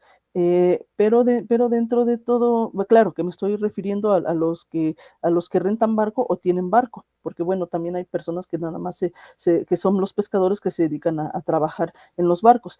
Entonces, pero estos barcos pues son artesanales, no son grandes. Entonces la mayoría de producción pues se va a la venta, poco queda para consumo, pero cada vez más es más difícil ir a obtener productos, porque pues ahora sí que por los temporales, el mal tiempo, más, o sea, es mucho más lejos lo que tienen que ir a obtenerlo, a pescar, y el costo-beneficio, hay veces que apenas si salen a tablas, porque si rentan el barco tienen que pagar lo del barco más los trabajadores, y si es dueño de barco, la persona también tiene los gastos fijos, y aparte las aportaciones comunales y los impuestos que debe de pagar. Entonces, pues aquí es muy, muy importante también detectar que cuando se va a la pesca se tiene que tener un permiso. Entonces va asociado el barco con el permiso que tienes. Entonces, como si fuera un taxi, muchas de las personas también no se pueden dedicar si no es que tienen un permiso. Entonces, y como hay mucha dificultad, muchas de las personas que son dueños de barco están pensando por la opción de vender el permiso junto con el barco, porque ya no es redituable. Entonces, ¿qué es lo que está pasando? La industria, la pesca industrial está desplazando a la artesanal, va a llegar el momento en que la va a absorber, o la pesca artesanal se podría conformar en una bueno, darle elevación para convertirlo en una organización a manera de manera jurídica, de figura jurídica, para poder actuar. Entonces, bueno, pues son varios Le restan 2 factores. minutos. Muchas gracias. Entonces, aquí la cuestión es enfocarme a lo que es el impacto de la pesca industrial en los derechos de los pescadores, pero también identificando los factores que más influyen en cuanto a la economía, el empleo, la seguridad alimentaria y pues el medio ambiente. Y pues, bueno, las referencias. Y pues muchas gracias por su atención. Agradecemos la presentación y comenzaremos con la ronda de Sí, retroalimentaciones. Maestro César, por favor. Hola, buenas tardes, Margot. Gracias por la presentación que nos has hecho. Bueno, yo tengo algunos comentarios sobre tu presentación y sobre el texto también que nos compartes. Me surgen algunas preguntas, concretamente, pues, ¿cuáles son las características de la pesca tradicional? Y varios, esto a partir del texto que nos señalas. Entonces, uno de tus objetivos, entiendo que es proponer alternativas, algo así entendí en tu texto, ante la problemática que deriva de esta relación desigual entre la pesca industrial y la pesca alternativa. Entonces, yo me preguntaba, bueno, entiendo que tampoco, que esta investigación está, que es tu planteamiento, pues, si es una investigación que está en proceso. Entonces, pero sí me preguntaba cuáles son las alternativas que propones para que la práctica de los pescadores tradicionales sea sostenible y sus derechos estén protegidos. Es decir, yo creo que ese sería tu aporte, ¿no? Eh, este, que deriva de esta investigación.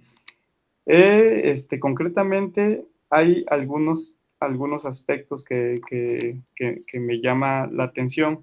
Es decir, cuando dentro de tu metodología señalas que vas a realizar como una técnica entrevistas, ¿no?, a líderes comunitarios, representantes y funcionarios, y me pregunto qué es lo que buscas documentar en el caso de hacer entrevistas a líderes comunitarios, no sé si también a pescadores, pero bueno, lo pregunto por lo siguiente, que me parecería pertinente si vas a tener la posibilidad de hablar con las personas pescadoras o habitantes de Progreso, Yucatán, y partiendo de que estás en una maestría en Derecho Indígena, es decir, documentar todas aquellas prácticas locales, comunitarias, que tienen como base organizativa de su hacer económico, ¿no? En este caso, la práctica de la pesca tradicional, es decir, si en Progreso, Yucatán, tienen formas institucionales propias, es decir, si tienen formas de organización colectiva, ¿no?, que permita la búsqueda pues, de lo que ya se podría llamar del bien común, del derecho, sí, del derecho propio, pues, partiendo me refiero concretamente si tienen instituciones propias, es decir, si esas instituciones propias, formas de organización comunitaria que les permite ejercer su autonomía, son un factor que pudiera ser oportuno para abordar este tema de la pesca tradicional que tú señalas.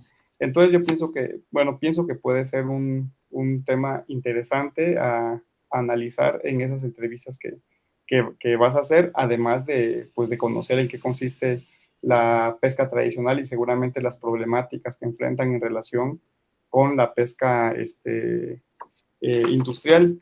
También otro aspecto que me gustaría comentarte es que quizá, como estás haciendo un balance o una discusión, entiendo, sobre los impactos que tiene la pesca industrial frente a la pesca tradicional, y esto permite visibilizar, pienso, dos visiones económicas distintas, una meramente de corte mercantilista, capital, ¿no? Es decir, la pesca industrial, pues, que parte de una economía de mercado capitalista neoliberal, y pues una pesca tradicional que, según lo que tú has referido, pues tiene como ciertos factores que aluden a la seguridad alimentaria, al cuidado del medio ambiente, decías hace rato. Por eso es que te decía que trataras de indagar cuáles son las formas de organización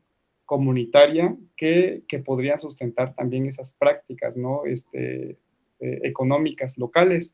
Y bueno, en ese sentido, también quiero recomendar, si es factible, pues que dentro de tu marco conceptual que nos presentabas hace rato, pudieras pues integrar una discusión justamente sobre, sobre un tema pues central justamente cuando se hablan de este tipo de prácticas, ¿no? Por ejemplo, esto que tiene que ver con las economías sociales y solidarias, es decir, frente pues a las economías de mercado capitalista, ¿no? Que en este caso se manifiesta en la práctica de la pesca industrial, y en ese sentido, pues quizá podría ser un marco conceptual que pueda sumar a tu marco teórico que tú ya estás pensando igual para este proyecto, que no me queda claro también si va a ser tesis, tesina, artículo o qué, ¿no? Pero podría aportar a esta discusión que tú estás señalando, es decir, sobre las características de la pesca industrial y las características de la pesca tradicional. Concretamente, este enfoque que parte de las economías sociales y solidarias, y en ese sentido, pues podría revisar algunos textos de autores como José Luis Coragio, que tiene un texto que se llama Economía Social y Solidaria, el trabajo antes que el capital, y hace una revisión concretamente sobre esos conceptos y lo que implican, ¿no? Frente a las características de la economía de mercado capitalista. Entonces, podría ser como un marco teórico que te permite ampliar, ¿no?, esta discusión que entiendo que permites hacer. Ya en cuanto a la metodología que estás proponiendo, creo que la maestra Irene tendrá comentarios muy atinados sobre ese aspecto, y son temas o aspectos que trabajarás con tu director docente de trabajo terminal. Pero bueno, entonces entiendo que es una nueva propuesta de investigación que estás desarrollando. Es todo lo que puedo comentar, Margot. Muchas gracias. Gracias, maestro. Doctora Irene, por favor. Gracias, maestra. Pues no, maestro César, no tengo mucho análisis, ¿cierto? Pasa que a mí me quedan como, igual que usted, como muchas dudas. Más que hacerle un comentario al trabajo como tal, hay como muchas aristas desde donde abordar este tema, que puede ser desde la alimentación, que puede ser desde el derecho de los pueblos indígenas a la pesca, el derecho.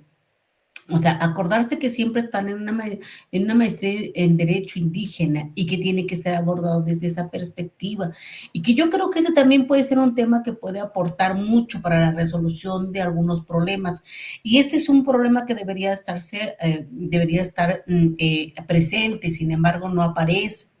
Y creo que aunque ya hay una estructura de lo que va a ser, si bien Margot dijo que va a ser una tesis, pero no queda como claro desde un inicio, y creo que hay algunas grandes confusiones. Me parece que hay también una confusión muy fuerte entre la metodología y el enfoque teórico. Entonces hay que empezar a como a indagar, y creo que eso lo vemos mucho en las sesiones síncronas de proyecto de investigación, que la diferencia entre enfoque teórico, entre metodología teórica, entre la metodología, las técnicas y las herramientas de investigación.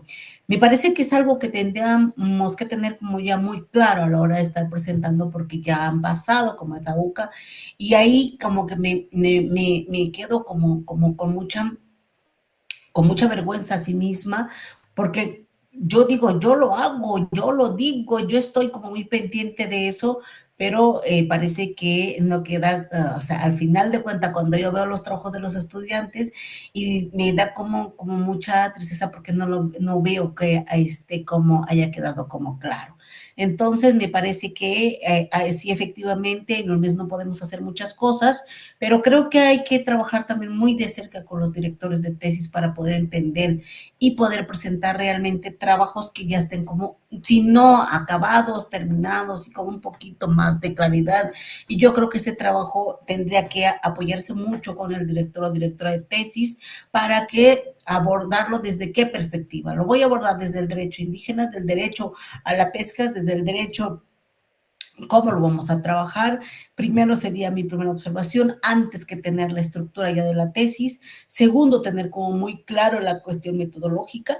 Me parece que Margot tiene mucha información sobre ello, pero también hay otra cosa que bien lo comentaba el maestro César hace cuando presentó Alfredo, y es que no sé si para ustedes ya es posible hacer trabajos fuera de la Ciudad de México, hacer nacional, no sé, habría que preguntarlo y bajo esta perspectiva entonces poder seguir trabajando con ese tema de investigación, Margot, porque acuérdense que en el proyecto de investigación siempre a los de ahora sí, lo que están en este momento ya en proyecto de investigación están pudiendo hacer temas de investigación en cualquier parte del país, pero no lo sé si ustedes era posible. Por favor, creo que hay algo que tienen que preguntar, indagar y a partir de ello seguir trabajando con esos temas. Muchas gracias, Margot. Muchas gracias. Gracias, doctora. Y Margot, ¿nos apoyas en detener tu presentación, por favor? Ay, disculpen. No, no te preocupes. Gracias. Por último, Hugo Paz Sea, que presentará su trabajo titulado Propiedad intelectual, plagio y violaciones a la protección del patrimonio cultural inmaterial indígena. Adelante, por favor. Hola, ¿qué tal? Muy buenas tardes a todos. Permítanme un momento y presento. Aquí está.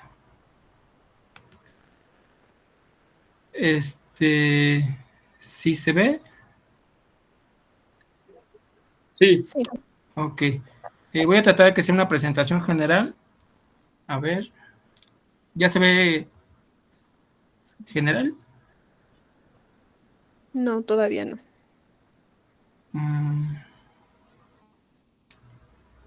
Voy a cambiar a la siguiente diapositiva. A ver si cambia.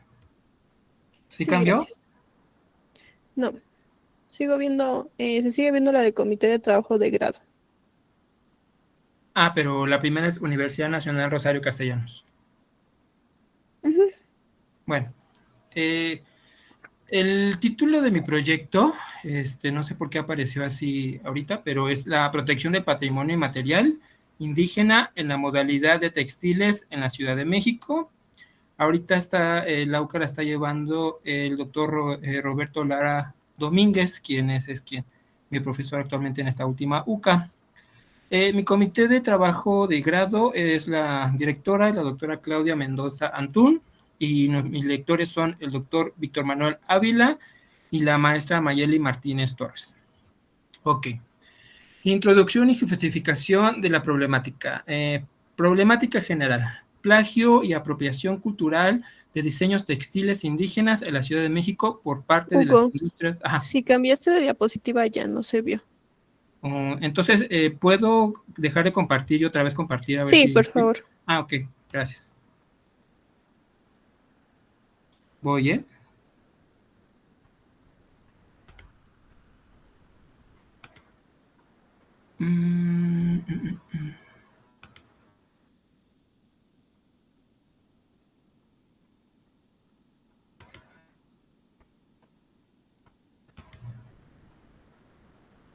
Ahí va.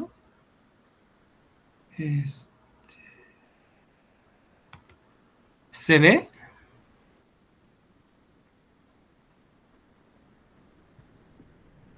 No, la presentación no. Ay, perdón. Ya hace ratito la probamos al inicio y agarró bien, no sé qué esté pasando ahorita. Perdón, ¿eh?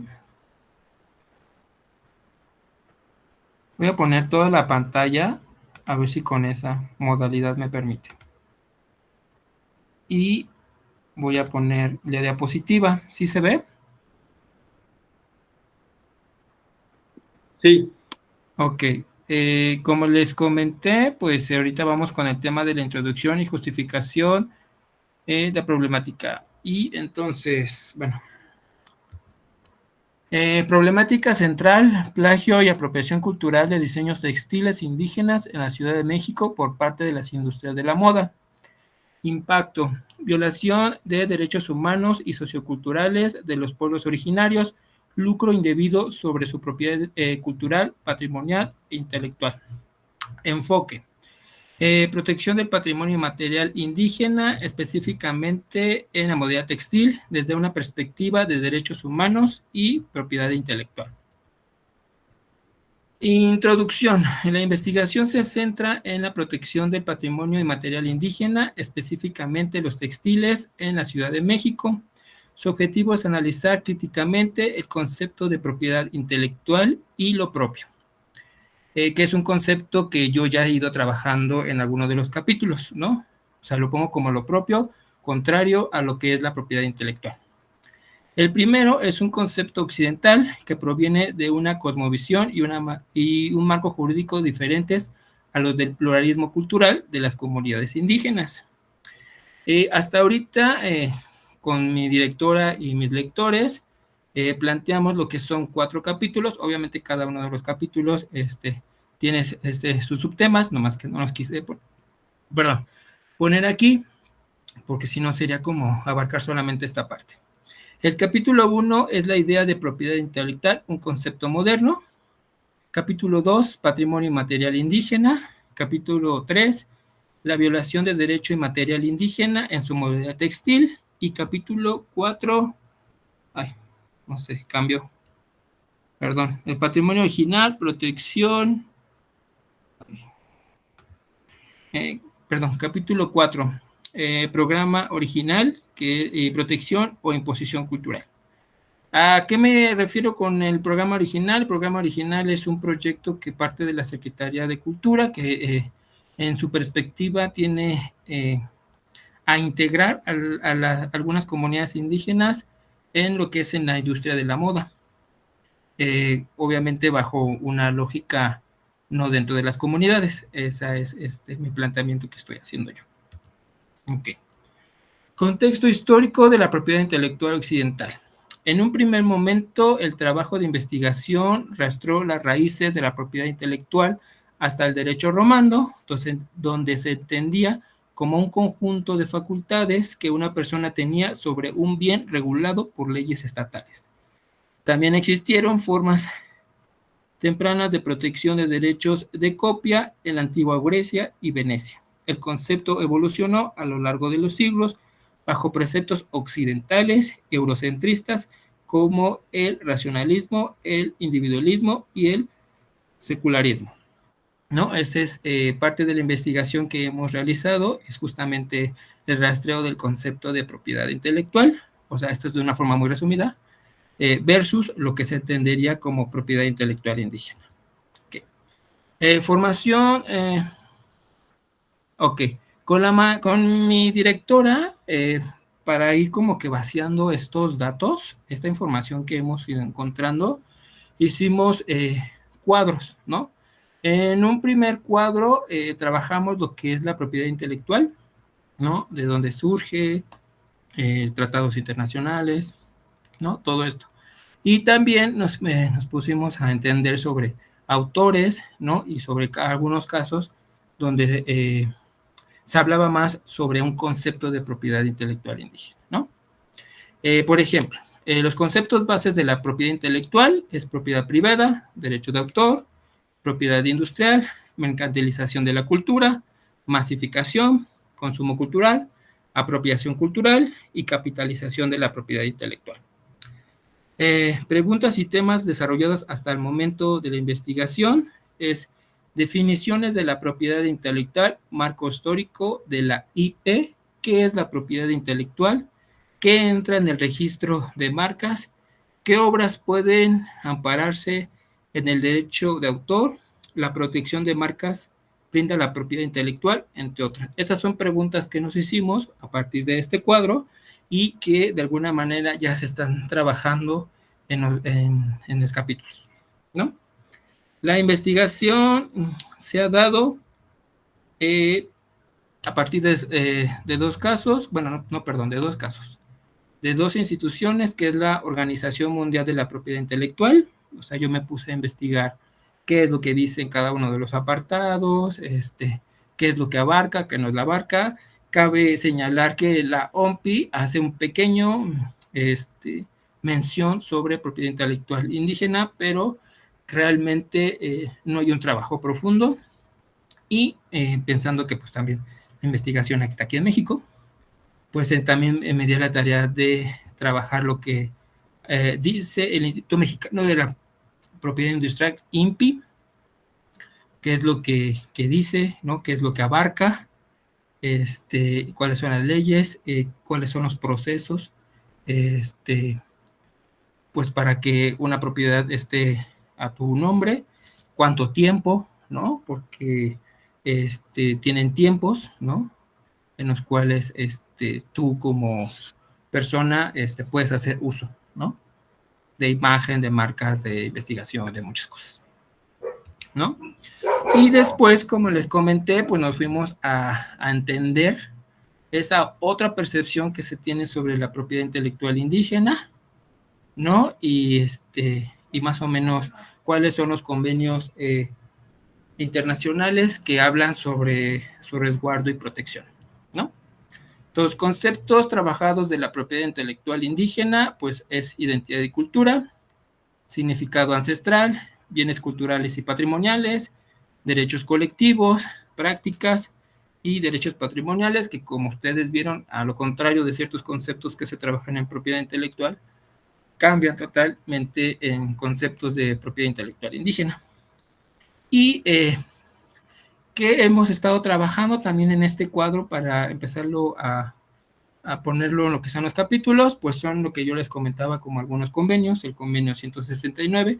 Cabe mencionar que en el convenio 169 hay un muy pequeño apartado que habla sobre propiedad intelectual indígena, ¿no? Entonces es una observación que mi directora y yo hemos visto ahí, porque tendría que ampliar, bueno, desde nuestro punto de vista. Convención para la salvaguardia del patrimonio cultural inmaterial, ¿no? Porque se entiende que la creación de los textiles, aunque es un objeto, realmente la práctica es la que se tiene que resguardar, ¿no? De la Declaración de Manila o Declaración Mundial para el Desarrollo Mundial, de Nación del Carioca y Declaración de Matatua, perdón. Son algunos textos que yo he ido trabajando, que he ido viendo qué dicen, ¿no? En temas de protección. En marco normativo internacional Le restan 2 minutos. de derechos indígenas y culturales, pues está la Declaración de las Naciones Unidas sobre los derechos de los pueblos indígenas, Pacto Internacional de Derechos Económicos, Sociales y Culturales, y también me gustaría hacer una pequeña mención, porque no solamente es el plagio, sino la industrialización implica temas de economía, ¿no? Que no están siendo respetados para las comunidades, como quienes están perdiendo son ellos, ¿no? Es lo que hemos estado viendo en algunos casos que también documentamos, ¿no? Declaración Universal de los Derechos Humanos, esto también lo agregamos porque en la UCA pasada nos hicieron la observación de que también tendríamos que tener un enfoque de derechos humanos y la violación de los derechos humanos. Y bueno, otra vez el convenio 169, convenio para la salvaguardia del patrimonio cultural, declaraciones adicionales. Planteamiento de la investigación, naturaleza colectiva, significado cultural de los textiles, identidad, y pues planteamos que pues no es una artesanía, ¿no? Que es como normalmente se ve a este tipo de producción cultural, ¿no? Como una artesanía. Y ya como quedan 2 minutos, me voy rápido. Y pues algunos autores que ya también hemos ido trabajando, que también han sido plasmados también ya en algunos de los capítulos, y qué es lo que cada uno nos está haciendo referencia al momento de abordar el tema de propiedad intelectual indígena. Y pues bueno, prácticamente sería el avance que hemos tenido hasta el momento. Gracias. Voy a dejar de compartir. Sí, gracias. Agradecemos la presentación y comenzaremos con la ronda de retroalimentaciones. Maestro César, por favor. Sí, permítame. Bueno, Hugo, en la presentación que nos realizas, puedo observar que es un proyecto que ya ha sido que ya has desarrollado, pues que ya varios aspectos tienes trabajado, es decir, una revisión bibliográfica, textos que discuten el tema sobre la propiedad intelectual, una revisión ¿cómo se llama? Al marco jurídico, ¿no? que nos estás señalando, el convenio 169 y todos estos, todas esas legislaciones que señalas. No puedo hacer otro tipo de comentarios. Concretamente, me hubiera gustado conocer pues la estructura, ¿no? del trabajo, cuál es tu pregunta de investigación central, no recuerdo si la dijiste en este momento, tus objetivos específicos, tus objetivos generales, pero entiendo que todos esos aspectos ya los has delimitado con tu directora de tesis, porque lo que se entiende es que tienes una comunicación fluida con ella, ¿no? Y que en gran parte el avance que nos presentas en este momento es resultado de ello. Entonces, Hugo, pienso que tienes bastante trabajo ya desarrollado. Y concretamente, pues me gustaría, bueno, es que no se puede replicar acá, pero pues sí, pienso que es un trabajo pertinente por lo que implica, ¿no? Este debate sobre la propiedad intelectual y sobre todo el plagio, ¿no? al patrimonio cultural inmaterial de los pueblos originarios, y tenemos pues diversos ejemplos, ¿no? De los cuales nos pudimos haber enterado hace tiempo. Entonces, Hugo, pues en lo personal le percibo, entiendo que es un proyecto que ya está en desarrollo, en el cual has trabajado suficiente, y bueno, creo que un punto fundamental es la importancia que has tenido en el cuidado de trabajar de la mano con tu directora de tesis, porque en realidad se puede percibir, ¿no? En la estructura del proyecto que nos estás señalando, en tus 4 capítulos que ya delimitas, y en toda esta revisión, ¿no? Conceptual, bibliográfica, para documentar sobre este tema. Es todo mi comentario. Gracias, maestro. La doctora Irene nos comenta que tiene problemas de conexión, entonces damos por concluida la ronda de retroalimentaciones. También agradecemos la presentación de las personas estudiantes, así como la participación de la y el comentarista y su asistencia a este 8º coloquio de investigación del posgrado de la Universidad Nacional Rosario Castellanos, en el cual se están presentando 450 trabajos de estudiantes en 113 mesas diferentes que serán retroalimentadas por 125 expertos académicos de diversas instituciones de educación superior, tanto nacionales como extranjeras. Les reitero nuestro agradecimiento. Buenas tardes. Otro modo de ser humano y libre, otro modo de ser.